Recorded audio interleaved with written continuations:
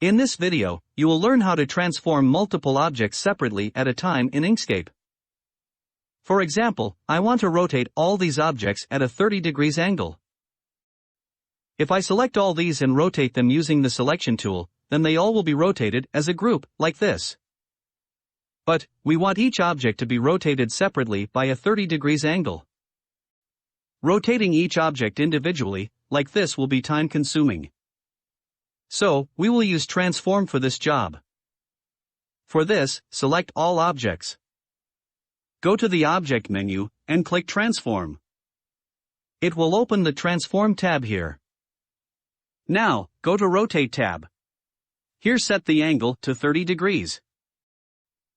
Down here, check this box to apply the angle to each object separately, and click Apply. And here you go, you have successfully applied angle to each object separately with one click. You can also move, scale, and skew using the Transform tab.